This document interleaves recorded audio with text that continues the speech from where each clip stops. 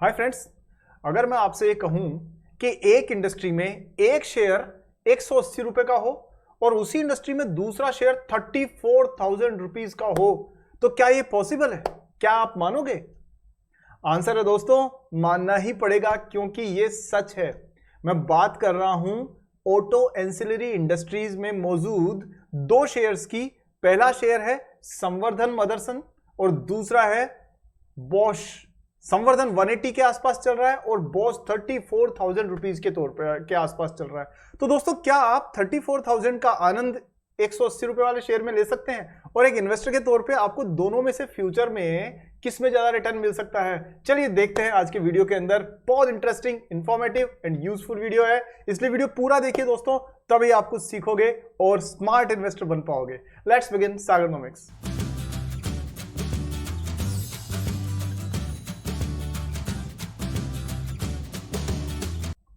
दोस्तों, वीडियो में आगे बढ़ते हैं और हम एनालिसिस शुरू करें उससे पहले आपसे रिक्वेस्ट है, वीडियो को अभी से लाइक कर दीजिए क्योंकि आप बाद में भूल जाएंगे। और बहुत से मेरे मित्र ऐसे हैं जो लिख करके दिखाते हैं, मैं उन सब का धन्यवाद करता हूं जो लिखते हैं कि सर हमने लाइक कर दिया है। दोस्तों थैंक यू वेरी मच, ऐसे ही सपोर्ट बनाए रखिए। और हाँ, अगर आप चैनल पर पहली बार आए हैं तो चैनल का सब्सक्राइब बटन जरूर दबाइए, बेल आइकन को ऑन कीजिए, क्योंकि रिसर्च बेस्ड स्टॉक मार्केट की वीडियोज में आपके लिए लाता रहता हूं।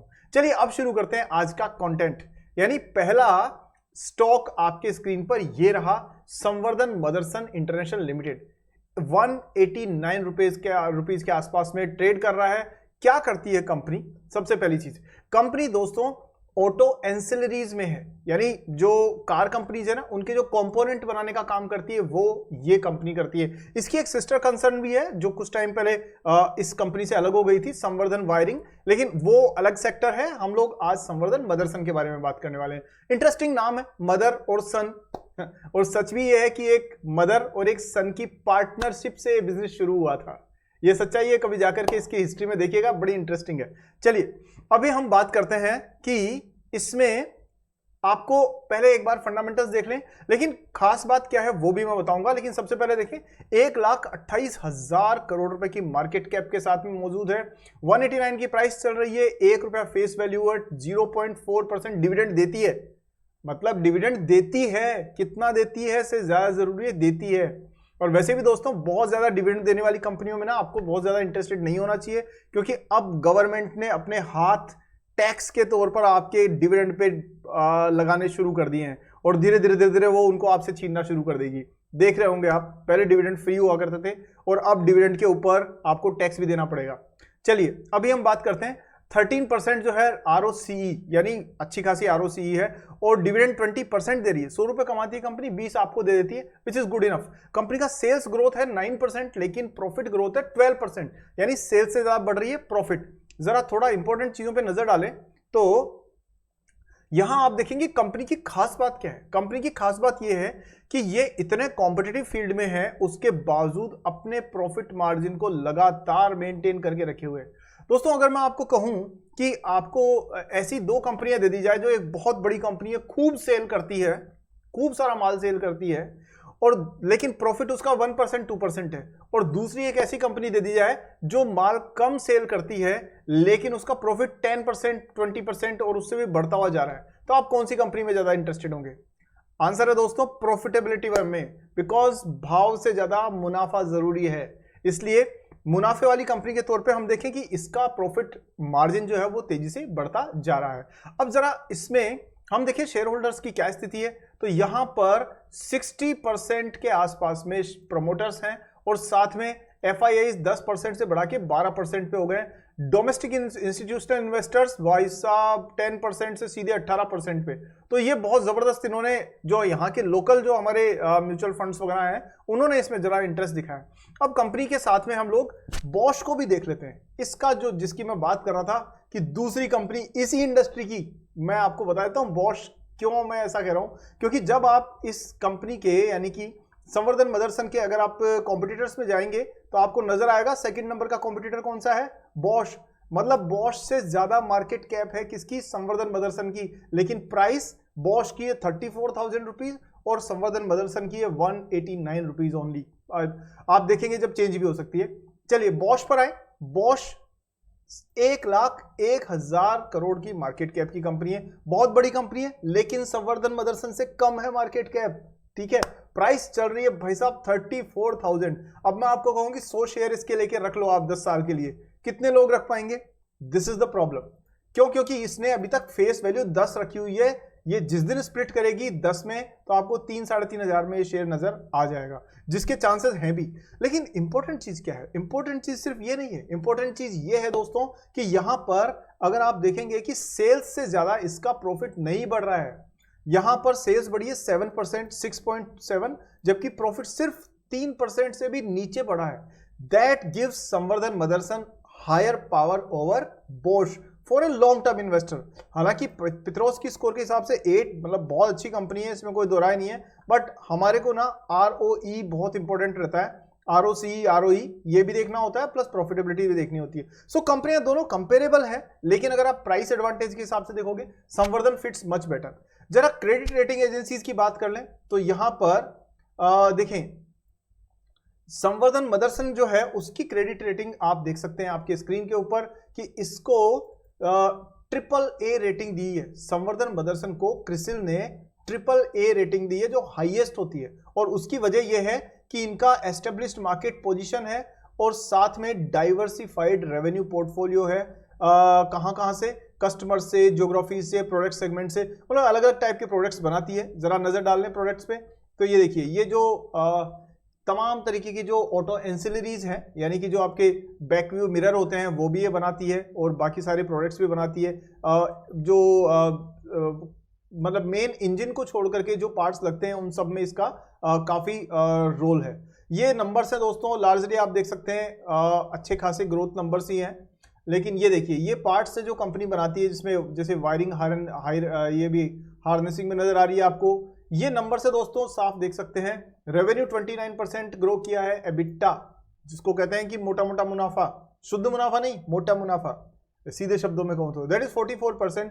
Profit after tax that is called शुद्ध मुनाफा, दैट इज 65% से ग्रो किया है। यानी कंपनी अच्छी खासी ग्रोथ दे रही है। अगर उससे इसके कॉन्ट्रास्ट में बात करूं बॉश की, तो ये भाई साहब बॉश को देख लीजिए आप। ये बॉश के को अगर आप देखेंगे तो यहां पर भी आपको क्योंकि ये तो ग्लोबल प्रेजेंटेशन है, तो इसके हिसाब से मैं आपको दिखाता हूं कि इसके नंबर्स कैसे बढ़ रहे हैं।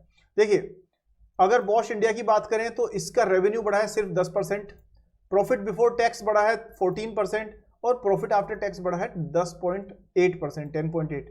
वहीं पर हमने जो देखा था यहां पर संवर्धन के केस में रेवेन्यू बढ़ा 29%, एबिटा 44% और पैट 65%।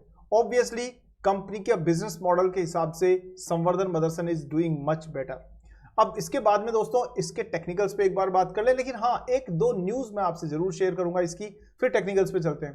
पहली न्यूज है दोस्तों, संवर्धन मदरसन के लिए ना अभी एक छोटा सा नेगेटिव चीज हुई है, और वो नेगेटिव चीज क्या हुई है वो और उसका कितना असर होगा ये जरा देखते हैं एक बार।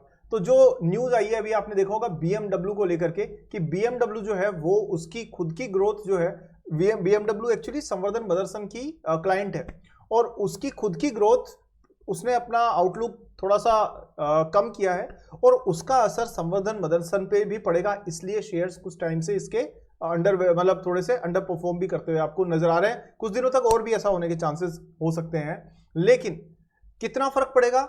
बहुत ज्यादा फर्क नहीं पड़ेगा। अगर आप एक लॉन्ग टर्म इन्वेस्टर है तो आपको इससे ज्यादा परेशान होने की जरूरत नहीं होनी चाहिए। देखिए क्या कहते हैं, ये संवर्धन मदरसन इंटरनेशनल स्लिप्ड 2% टू ₹184। ये कोई पुरानी न्यूज है 2 दिन पहले की। Because BMW with its clients announced a downward revision to its financial outlook for 2024। और उसकी वजह क्या है? उसकी वजह है BMW has cut its margin forecast due to sluggish demand in China, its key market and problems related to braking system। यानी कि जो कॉन्टिनेंटल नाम की जो कंपनी है उसने इसको एक ब्रेकिंग सिस्टम दिया था, ब्रेक लगाने वाला, उसमें कुछ प्रॉब्लम्स थी, उसकी वजह से, कंप्लेंट्स की वजह से, साथ में चाइना का आउटलुक पूरा ही नेगेटिव चल रहा है, तो इस वजह से BMW ने कहा कि हमारी ग्रोथ थोड़ी सी कम रह सकती है। लेकिन क्या संवर्धन मदरसन पर इसका भाई साहब इतना असर पड़ेगा कि ये नेगेटिव चली जाएगी? तो आंसर है ऐसा होने के चांसेस बहुत कम है, क्योंकि संवर्धन मदरसन के पास में और बहुत सारे क्लाइंट्स ऐसे हैं जो इसको सपोर्ट करेंगे। उसमें ऑडी है, मर्सिडीज बेंज है, हमारे इंडिया की जो मारुति सुजुकी और बहुत सारी तमाम तरीके की कंपनियां हैं जो भी ऑटो सेक्टर में है, लीडिंग कंपनीज वर्ल्ड वाइड, वो सारी की सारी कहीं ना कहीं संवर्धन मदरसन से माल खरीदती है। तो BMW से थोड़ा डेंट हो सकता है, पर लॉन्ग टर्म में कंपनी का विजन और कंपनी का बिजनेस मॉडल एकदम सही डायरेक्शन में नजर आता हुआ दिख रहा है। चलिए अभी ना हम बात करते हैं इस पे बॉश की। तो बॉश में वैसे तो देखिए आपने देखा थोड़ा बहुत थोड़ा सा हल्की इससे कम हो गई है, मतलब इससे ताकत थोड़ी सी बॉश की कम है प्रॉफिटेबिलिटी फ्यूचर आउटलुक के हिसाब से। लेकिन एक न्यूज उसके बारे में भी आई है जो भी मैं आपको दिखाना चाहता हूं कि पिरेली एंड बॉश, अभी तो हम लोग ऐसे सिंपल तरीके से ध्यान नहीं देते ना, टेक्नोलॉजी कितनी चेंज हो रही है। कहने का मतलब ये बॉश और पिरेली, पिरेली क्या है, टायर्स जो बनाती है, रेसिंग कार के टायर बनाने वाली एक बहुत बड़ा नाम है। जिस तरह से आपके फरारी और मैक्लॉरेन मानते हैं, वैसे ही पिरेली जो है वो स्पोर्ट्स कार्स के टायर्स बनाती है। और अब पिरेली ने और बॉश ने, क्योंकि बॉश टेक्नोलॉजी में है, जो ऑटो कंपोनेंट्स बनाती है उसमें, दोनों ने मिलकर के टायर्स में स्मार्ट टेक्नोलॉजी यूज करना शुरू किया है। मतलब टायर में अगर हवा कम हो गई तो आपको पता पड़ जाएगा उसको कितना डिस्टेंस तक चलना है, टायर के अंदर कहीं कोई और प्रॉब्लम है, घिसावट ज्यादा हो रही है, कुछ भी है, उसके लिए सेंसर्स लगा दिए जाएंगे, जिससे कि ये जो हम चलते हैं ना, गाड़ी चलाते हैं, गाड़ी पंचर हो गई और हम कह रहे हैं यार कुछ कर ही नहीं सकते, RSA वालों को बुलाओ, रोड साइड असिस्टेंस वालों को, उसकी जरूरत नहीं पड़ेगी। सो इस तरह से इनोवेशन में तो बॉश भी काफी आगे है। बट ओवरऑल आपने देखा तो बिजनेस की जो स्ट्रेटेजी है, संवर्धन मदरसन को मैं ज्यादा इस मामले में कैपेबल मानता हूं, नंबर्स भी ये सजेस्ट कर रहे हैं। चलिए अब जरा टेक्निकल्स पे नजर डालें। तो टेक्निकल चार्ट बॉश का आपके स्क्रीन पर अभी दिखा देते हैं, एक सेकेंड। ये बॉश का चार्ट है और मैं इसी चार्ट के ऊपर और लगा देता हूं दोस्तों संवर्धन का।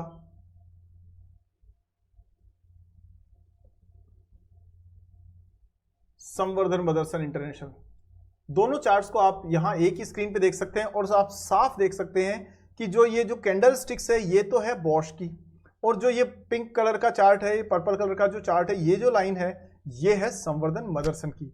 तो ऑब्वियसली पहले दोनों साथ साथ चल रही थी। कब तक ये चल रही थी? लगभग फरवरी 2024 तक ऐसा कुछ डिफरेंस दोनों में नहीं था। उसके बाद में थोड़ा सा बॉश अच्छे चली, लेकिन संवर्धन थोड़ी सी डाउन ट्रेंड में गई।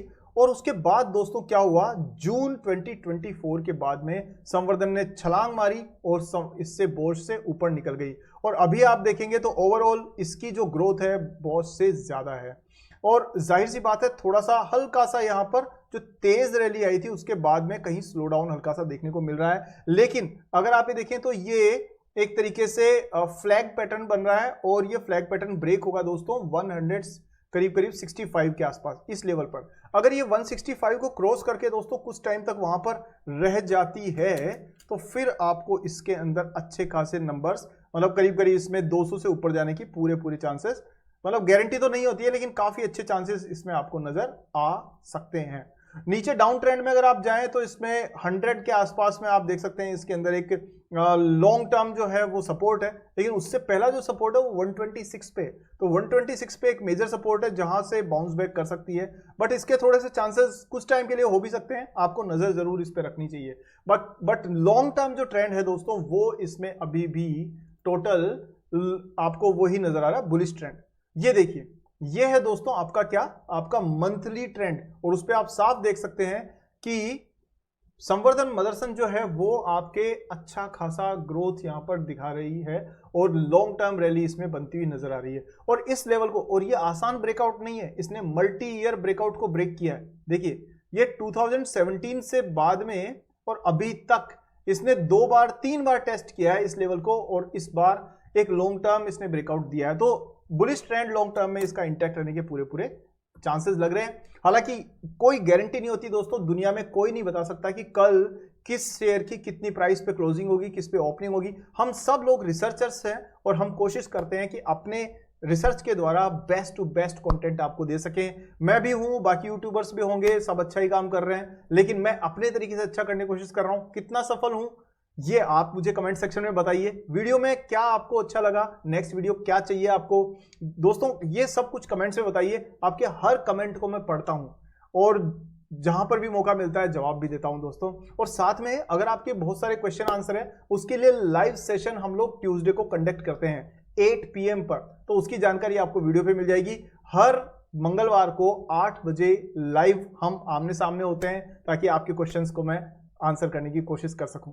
चलिए दोस्तों, वीडियो को आपने इतना देखा, इसके लिए बहुत बहुत धन्यवाद। उम्मीद है आपने कुछ नया सीखा होगा आज और एक समझदार इन्वेस्टर बनने की दिशा में आगे बढ़े होंगे। वीडियो को दोस्तों लाइक नहीं किया है तो फिर क्या किया, वीडियो लाइक कीजिए, चैनल को सब्सक्राइब करिए, इसको शेयर करिए सारे दोस्तों पे, व्हाट्सएप, टेलीग्राम, फेसबुक, इंस्टाग्राम, सब जगह भेजिए, ताकि आपके दोस्तों को अच्छा कंटेंट मिल सके और वो दिल से आपको थैंक्स कह सके। ठीक है दोस्तों, आज की वीडियो में इतना ही। और एक डिस्क्लेमर है कि यहाँ कोई बाइंग सेलिंग की रिकमेंडेशन नहीं है, ये सिर्फ और सिर्फ एक एजुकेशनल वीडियो है। आप अपने वित्तीय सलाहकार से बात करके ही अपना डिसीजन लीजिए। Thank you very much. I will meet you in the next video very soon. Till then, Jai Hind.